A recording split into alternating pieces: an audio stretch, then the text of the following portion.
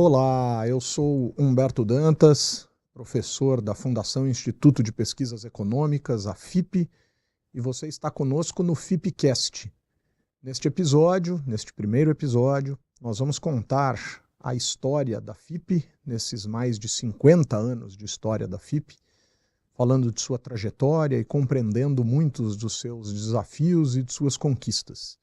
E para que façamos isso nesse instante, eu tenho a imensa alegria de estar aqui ao lado de três presidentes que contam a história e que vivem o presente da FIP, os professores Carlos Luque, Simão Silber, Juarez Rizieri, que presidiram a FIP em diferentes instantes e que sempre estiveram aí vinculados à parte expressiva dessa história de mais de 50 anos da nossa instituição, da instituição Fundação Instituto de Pesquisas Econômicas.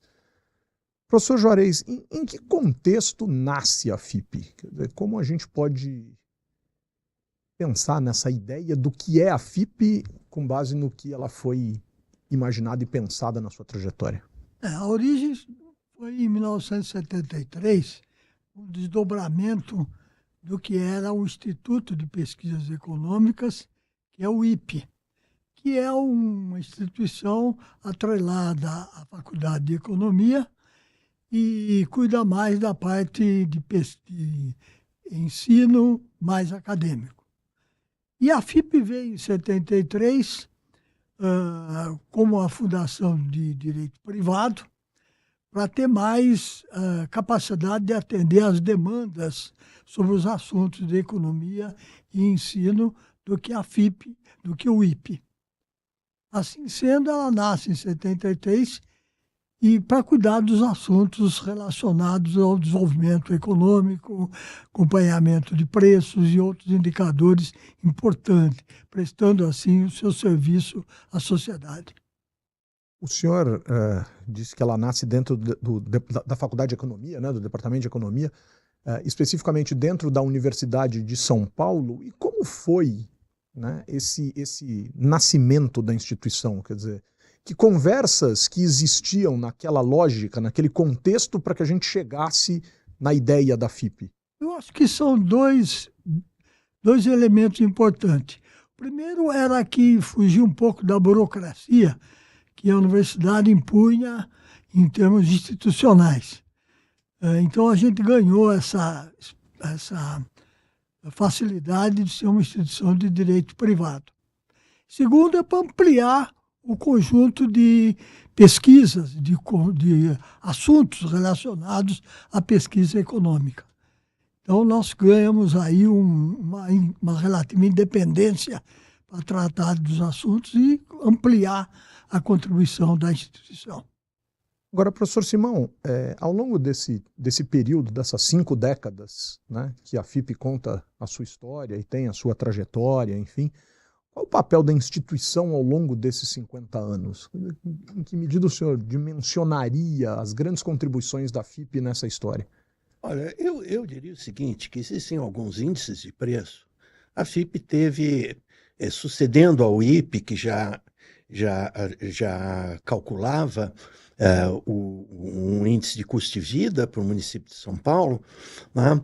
A FIP depois passou a coletar outros índices de preço, de obras públicas, de veículos, que hoje é uma unanimidade nacional, porque acabou com todos os litígios jurídicos para sinistros, porque todo mundo acredita naqueles números que a FIP calcula para um veículo que se envolve em algum acidente, né? E isso foi muito bom para as seguradoras, para os donos de veículos. Então, a FIP ela tem uma linha muito importante que é índice de preço. Agora, em relação, por exemplo, ao que a gente poderia chamar aqui de uma contextualização histórica, né? Quer dizer, a FIP nasce em meio à lógica do milagre econômico, né, e dos seus desdobramentos extremamente desafiadores para a realidade política do Brasil. e econômica. Depois a gente enfrenta os anos 80, né, que do ponto de vista econômico é conhecidamente chamado aí de a década perdida. A gente passa por um período de estabilização da lógica inflacionária com o Plano Real. Quer dizer, em que medida que toda essa história do país é acompanhada pela FIPE e por suas pesquisas, e o quanto que essa história impacta mesmo nas características das pesquisas que a FIPE desenvolveu? Olha, é óbvio, como a FIPE está inserida no Brasil, inequivocamente, ela era caudatária dos assuntos. Então, o primeiro grande assunto, a gente surfou o milagre, tá certo? Depois, a grande inflação, a hiperinflação, também acompanhamos. E aqui tem uma testemunha ocular, que é o Juarez, porque a gente calculava, diferente das outras instituições que calculavam índices de preço, a FIPE calculava semanalmente. Então, como a inflação mudava muito de patamar, a nossa informação era uma informação extremamente preciosa para o Brasil, para o governo, para o Banco Central, para os agentes de mercado financeiro. E o Juarez esteve muito envolvido nisso, e nós tivemos um caso, inclusive, trágico no meio, porque quando foi feito o primeiro plano de estabilização, o nosso índice ele não é baseado em tabelas, mas sim em levantamento de preço em prateleira, lá, e o nosso coordenador, na época, sofreu uma pressão muito grande do Ministério da Fazenda para usar tabela. A tabela não muda de preço, porque está tabelado lá, mas... A tabela não é o preço praticado. Não é o preço praticado. E a pressão foi tão grande que o nosso coordenador ele teve uma síncope cardíaca. Nossa. Então, deixa eu adicionar uma coisa, Simão, que eu acho importante, foi o seguinte, o nosso indicador de preços, em particular, o consumidor, ele fazia o acompanhamento de como evoluía um fator importante, né, que é a inflação. Uhum. E no plano cruzado, inclusive, e no plano Collor, que foram programas de estabilização com controle de preços, né, com tabelamentos, etc., a gente fazia um papel muito crítico, porque nós não acreditávamos que aquilo era baseado nas nossas informações. Ao contrário do que aconteceu no Plano Real, a gente acompanhou continuamente e a queda foi fulminante do processo inflacionário, e a gente participou muito, contribuindo com as informações, com o debate. Então, a gente colaborou muito para o êxito do Plano Real. Eu gostaria de aproveitar essa colocação, essas colocações acerca desse uso das informações que a FIPE produz para o debate público, para a sociedade, para uma série de tomadas de decisão no mercado, enfim. Professor Luque, como o senhor tem percebido o uso de todo esse conjunto de informações que a FIPE produz, não pelos cidadãos em geral, pelo debate público, mas pelos governos? Quer dizer, em que medida a FIPE é um instituto de pesquisa que contribui com a tomada de decisão no universo público para o aprimoramento de políticas públicas, para uma série de decisões dessa natureza? Ao longo do tempo, as pesquisas da FIPE elas foram se alterando, como foi já dito pelo Simão, pelo Juarez. No período onde havia grande inflação, começaram a proliferar índices de preços, né? Porque quando há uma inflação muito elevada, os preços divergem. A média era 80% ao mês. Mas tinha preços que cresciam 40%, outros 120%, e a média dava 80%. Então, a média não refletia muito o que acontecia em cada setor. Evidentemente, até com o apoio das próprias instituições públicas, começaram a se criar índices de preços setoriais. Então, preço de obras públicas e uma série de outros índices. O índice de veículos ele veio dentro de um outro contexto, diferente. Mas, e naquela época mesmo, além dos índices que sempre marcaram e ainda marcam A FIP, se você perguntar para as pessoas o que é a FIP, a coisa que vem à mente é o índice de preços atualmente de veículos. É conhecido pelo índice de preço de veículos. Mas naquela época, com o processo inflacionário muito intenso e os planos de estabilização, o domínio era de inflação, índices de preços. E isso se reproduzia mesmo nas pesquisas efetuadas, né? A maioria dos professores à época faziam os trabalhos, toda a carreira dentro da universidade com base em inflação. Ao longo do tempo, a coisa foi modificando, particularmente após o Plano Real, quando a inflação, ela, digamos, reduz a importância com a estabilização e o próprio governo começa a mudar muito a sua forma de atuação. Começam a surgir os programas de privatização, de concessão, de parceria público-privadas, em função das críticas que no Brasil se generalizaram, dizendo que o governo gasta muito, gasta mal. Então surgiu todo um movimento, digamos, de reduzir o papel do setor público. E aí a FIP acompanhou essa mudança e foi desenvolvendo projetos nessa área. Hoje a FIP é conhecida por estruturar projetos de concessão, de parceria público-privadas. Então ela foi se adaptando ao longo do tempo. Nessa lógica de adaptação, a gente tem também uma transformação no perfil do próprio pesquisador da FIP? Exatamente. Isso, a FIP, como foi dito, particularmente o Juarez e o Simão, eles tiveram um papel relevante. A FIP, no início, ela era umbilicalmente ligada ao Departamento de Economia. Os pesquisadores eram simultaneamente pesquisadores da FIP e professores do Departamento de Economia. Então ela estava ligada, uma ligação fortíssima.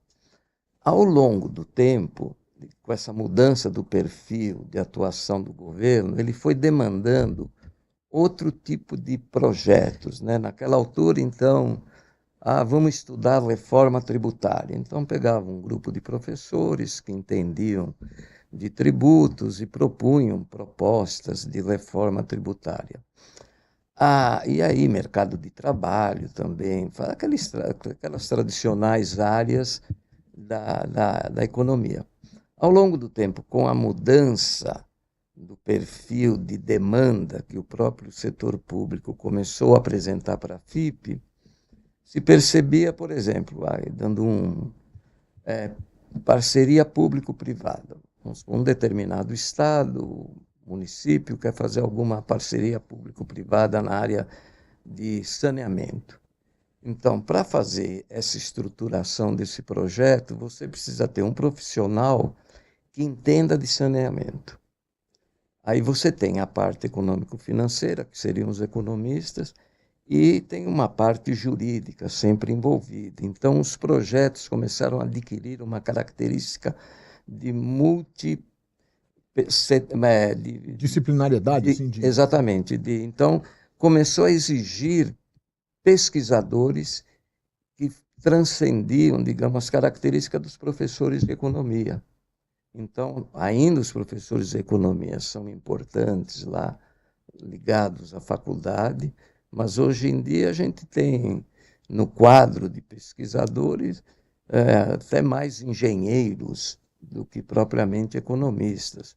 Temos muitos advogados, tal, que também participam, em função da mudança dessas características dos projetos. Dessa complexificação, inclusive, Exatamente. Dos resultados esperados, podemos dizer assim, pelos clientes ou por aqueles atores. Assim, hoje o projeto,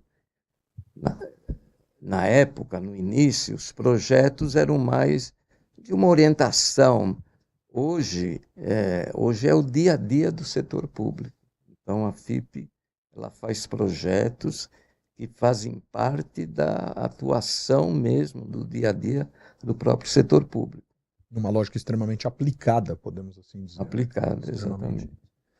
Professor Simão, o que a gente tem observado aqui nessa nossa conversa é que a FIP, ela efetivamente participa do debate, participa da história, né, subsidia com informações uma série de tomadas de decisões absolutamente estratégicas para municípios, para estados e para o nosso país como um todo, obviamente também atendendo por vezes a iniciativa privada nos seus dilemas e nos seus desafios.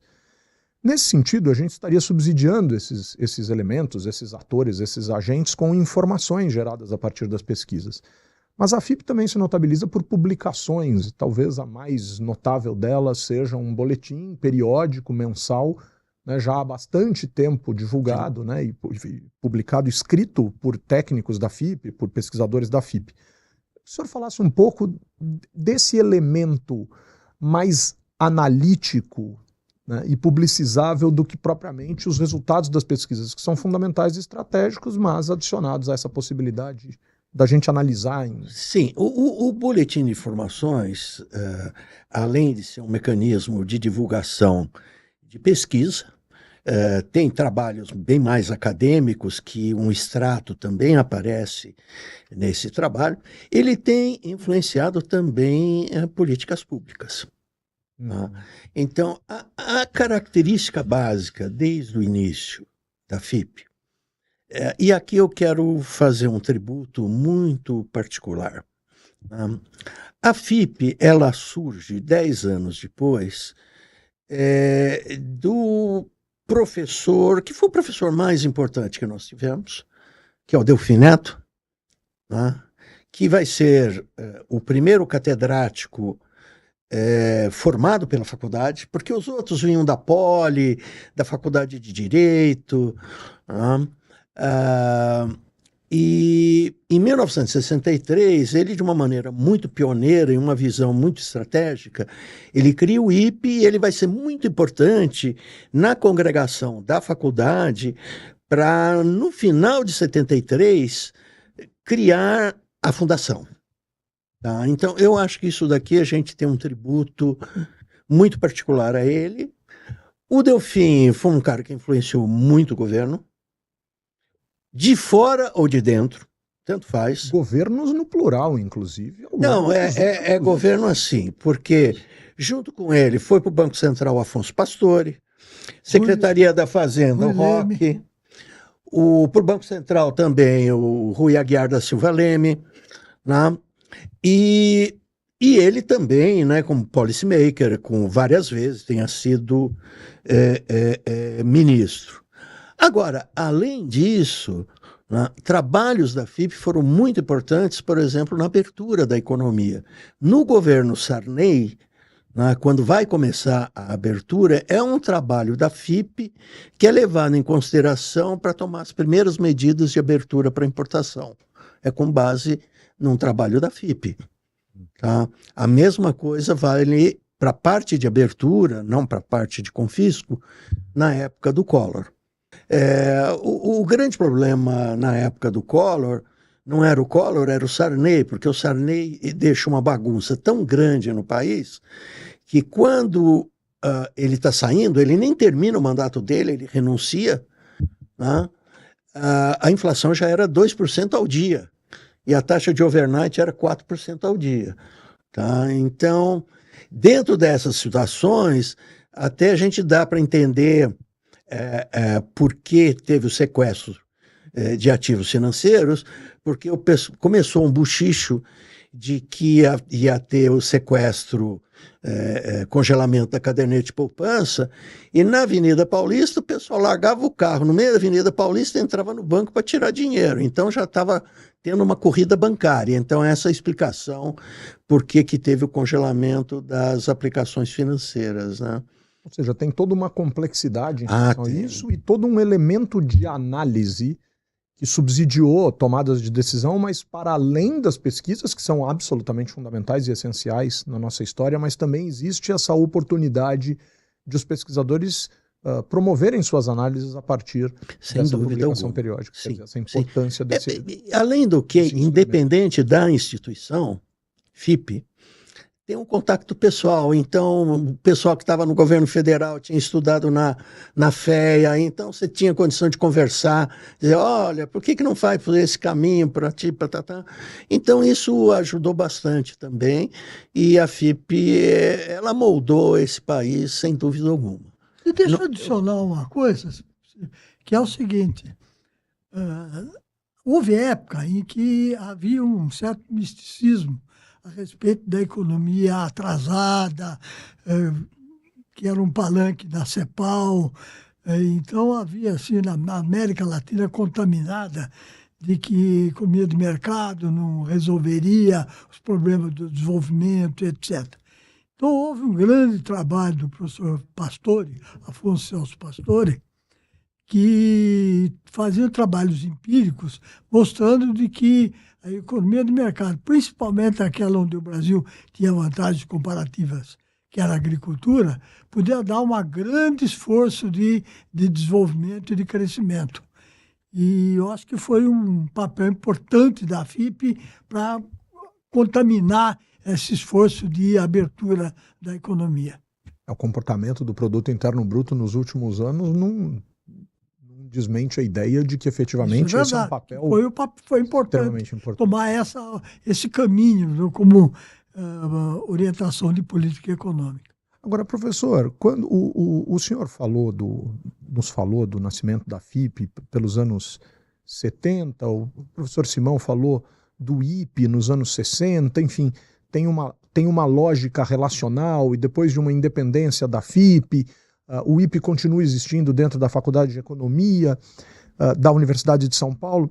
Mas o que eu queria entender com o senhor, assim, a FIP, para além de toda essa contribuição estratégica e fundamental no universo da pesquisa, a FIP não deixou de levar adiante, pela própria característica dos seus fundadores, dos professores do Departamento de Economia, uma ideia de educação muito importante e muito estratégica. E ao longo desses 50 anos, o que nós observamos é uma série de iniciativas para formação, sobretudo no nível da pós-graduação e dos cursos livres, né, dos cursos de extensão.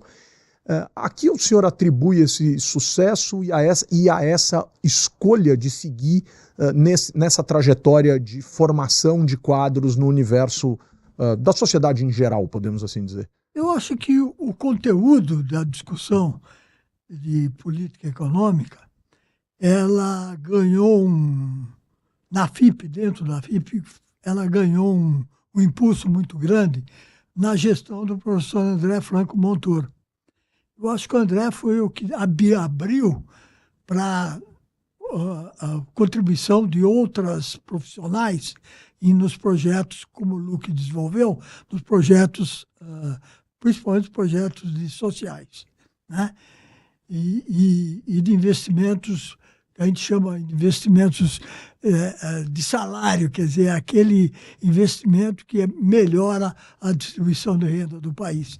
Então a FIP ganhou uma dimensão, saiu, de certa forma, um pouco dessa camisa de força estritamente econômica. Ela ganhou também uma expectativa de uma contribuição de debate social. Tanto é que ampliou o volume de pesquisas, principalmente na gestão do professor Luque, que foi o grande impulso de crescimento da FIP, né, que transformou a FIP numa instituição de grande porte, eu acho, hoje, no debate nacional.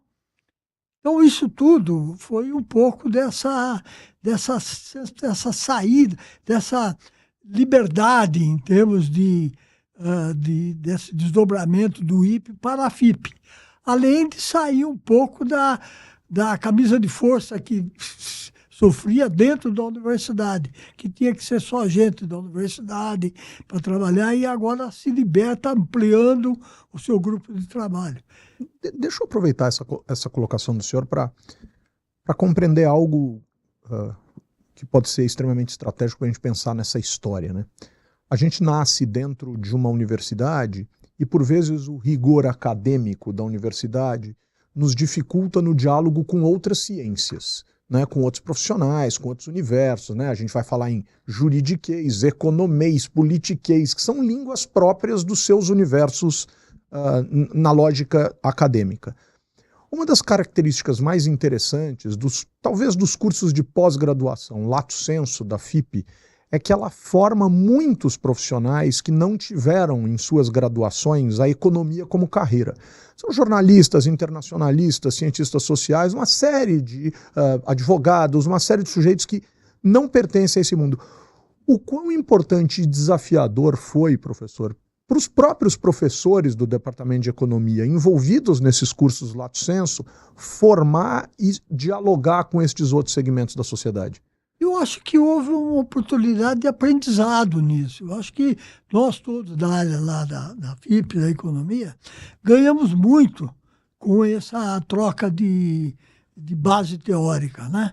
Então, eu acho que isso deu realmente a oportunidade de que a FIP possa participar com os seus trabalhos teóricos, acadêmicos e, inclusive, trabalhos empíricos, né, que se discute muito hoje, que boa parte dos trabalhos depende de uma base de informação.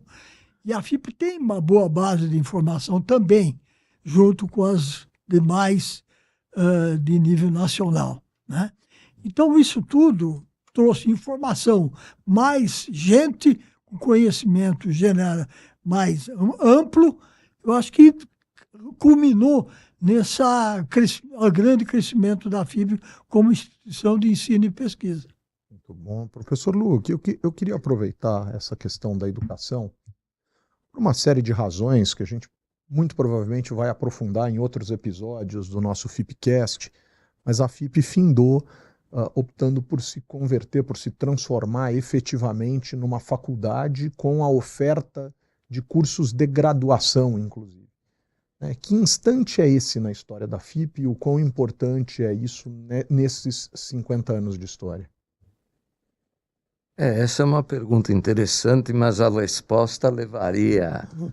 mais uns 30 minutos? Não, 30 minutos só para começar a colocar o problema. A primeira observação, desde o início, a FIP sempre teve duas áreas fundamentais, pesquisas e cursos. Extensão. Extensão, tanto que isso se traduziu no próprio estatuto. E na própria lógica do tripé universitário. É mantido até hoje. A FIP é constituída pelo diretor-presidente, uma diretora de pesquisas, no caso, atualmente, a professora Maria Helena, e uma diretora de cursos, que atualmente é a professora Vera. Então, desde o início, ensino, pesquisa, extensão foram objeto, mesmo porque isso é reflexo da origem da FIP, que é a Universidade de São Paulo, né, Departamento de Economia. Então, isso foi desde o início. Ao longo do tempo, a FIP começou a ter algumas dificuldades para que os cursos que ela fornecia...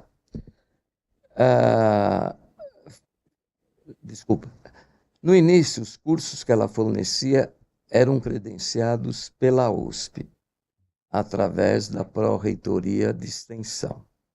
Aí foram algumas pressões no âmbito do Ministério da Educação e se começou a exigir o seguinte: uma instituição só poderia oferecer cursos se por acaso ela tivesse o graduação.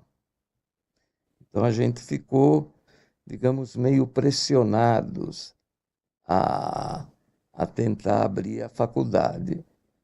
E foi nesse sentido, as pressões começaram a aparecer, as dificuldades, e aí a FIP acabou optando por criar a faculdade. Com cursos tecnológicos, né? Como a gente classifica no MEC, né? Em gestão pública e gestão financeira, quer dizer, não exatamente economia, né? Aí foi uma questão que a gente julgou que seria meio complexo você abrir um curso de economia que eventualmente fosse concorrer com o curso de economia, que é a sua origem. Que é a origem. Aí a gente falou, não, aí também não vamos cutucar o leão com vara curta, né? Então foi por isso que fez uma opção que foi bem pensada por todo o conselho curador, pelos diretores, de que as pesquisas que a gente faz direcionadas para o setor público têm esses duas grandes áreas. Gestão pública, fundamentalmente, é boa parte das nossas pesquisas, e financeira também. Então foi essa a ideia. Bom, pessoal, esse FIPcast, este podcast, não tem lá uma pretensão de se inspirar em Juscelino Kubitschek, não é exatamente uma inspiração kubitschekiana, mas podemos dizer aqui que tentamos falar de 50 anos em 30 minutos. Perfeito. Então, eu gostaria muito, professor Juarez Vizieri, de agradecer a possibilidade de estarmos aqui juntos e agradecer por toda essa história, professor. Prazer. Professor Simão, muito obrigado. Uma alegria poder estar aqui contigo. Muito obrigado a vocês. Professor Carlos Uma honra. Lucas, uma honra. Tá aqui. Obrigado. Continue com a gente, os próximos episódios vêm aí. FIPcast, 50 anos de história. A FIP e seu papel absolutamente fundamental na sociedade brasileira. Obrigado.